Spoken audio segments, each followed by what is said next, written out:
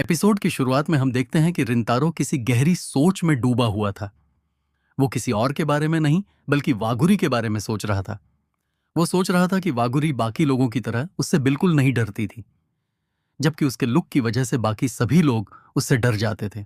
पर सबसे बड़ी दिक्कत ये थी कि वागुरी उसके राइवल स्कूल किक्यो हाई की स्टूडेंट थी और दोनों स्कूलों के बीच आपस में बिल्कुल भी नहीं बनती थी।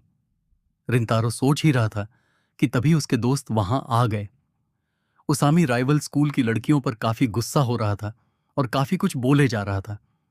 रिंतारो मन ही मन सोच रहा था कि वो कितना बड़ा गधा है जो वागुरी के बारे में इतनी सारी बातें सोच रहा था। तभी उसामी रिंतारो से पूछता है कि तुझे क्या हुआ है, तू सुबह से काफी वियर्ड बिहेव कर रहा है। यह सुनकर रिंतारो अचानक से जोर से चिल्ला पड़ता है कि नहीं नहीं, ऐसा कुछ भी नहीं है। उसके इतने तेज बोलने पर पूरी क्लास के बच्चे उसकी तरफ देखने लगते हैं, जिससे उसके दोस्त भी हैरान हो जाते हैं। छुट्टी के बाद रिंतारो अपने दोस्तों के साथ बाहर घूमने जाने के लिए हाँ कर देता है, लेकिन जैसे ही वो लोग स्कूल से बाहर निकलते हैं, सभी बच्चे एक ही दिशा में डर कर देख रहे थे। रिंतारो जब आगे जाकर देखता है तो उसके होश उड़ जाते हैं, क्योंकि बाहर वागुरी खड़ी थी और वो किसी का इंतजार कर रही थी। तभी उसामी वागुरी के पास जाकर उस पर चिल्लाने लगता है कि तुम्हारी हिम्मत कैसे हुई हमारे स्कूल के सामने आने की। वागुरी काफी डर जाती है।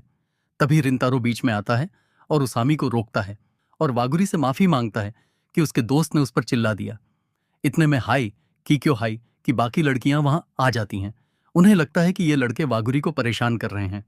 जब उसामी बात करने की कोशिश करता है तो लड़कियां उसे धक्का दे देती हैं और वागुरी को अपने साथ ले जाती हैं। इसके बाद लड़कों का ग्रुप करोके में हैंग आउट करने जाता है। उसामी गाना गाता है और 90 स्कोर करता है।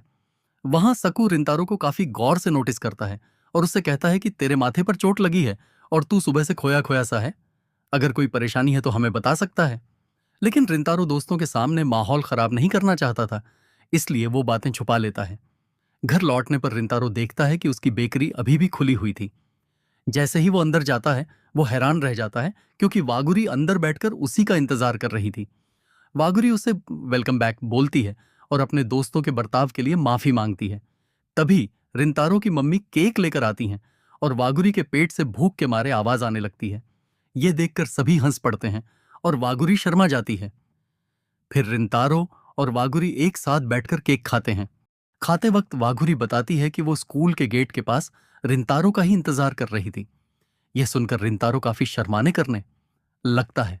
रिंतारो उससे कहने लगता है कि हमारे स्कूलों के बीच काफी अनबन है, इसलिए मुझे लगा था कि तुम अब मुझसे कभी बात नहीं करोगी और न ही कभी मिलने आओगी। यह सुनकर वागुरी अचानक काफी उदास हो जाती है और बिना ज्यादा कुछ बोले वहां से उठकर चली जाती है। वागुरी के जाने के बाद रिंतारो काफी उदास हो जाता है। उसकी मम्मी उससे वजह पूछती हैं तो रिंतारो बताता है कि वो नहीं चाहता कि उसकी वजह से वागुरी किसी मुसीबत में पड़े। तभी रिंतारो को अपनी गलती का एहसास होता है कि वो कितना गलत सोच रहा था। वो जोरदार एक पंच अपने ही चेहरे पर मारता है। उसकी नाक से खून निकलने लगता है। उसकी मम्मी हैरान हो जाती हैं, पर रिंतारो उन्हें थैंक यू बोलता है, क्योंकि अब उसे समझ आ गया था कि उसे क्या करना है। अगले दिन रिंतारो वागुरी का इंतजार कर रहा था। जब वागुरी आती है तो रिंतारो उससे दिल से माफी मांगता है। वागुरी भी नीचे बैठ जाती है और कहती है कि कल रात उसे बिना कुछ बोले नहीं जाना चाहिए था। रिंतारो उससे बोलता है कि जब मैंने तुम्हें पहली बार देखा था और तुमने मुझसे बात की थी, मुझे तभी से काफी अच्छा लगा था। वागुरी ये सुनकर बहुत खुश हो जाती है। वो कहती है कि हमें अपने दोस्तों या बाकी लोगों से कोई फर्क नहीं पड़ना चाहिए। मैं तुम्हारे बारे में और भी बहुत कुछ जानना चाहती हूँ। दोनों अपने अपने स्कूल की तरफ चले जाते हैं। स्कूल में वागुरी क्लासरूम की खिड़की का पर्दा हटाकर रिंतारो को देखकर एक प्यारी सी स्माइल देती है। रिंतारो मन में सोचता है कि वागुरी कितनी अच्छी है और अब वो वागुरी की दुनिया का हिस्सा बनने जा रहा है। और इसी के साथ यह एपिसोड यहीं खत्म हो जाता है।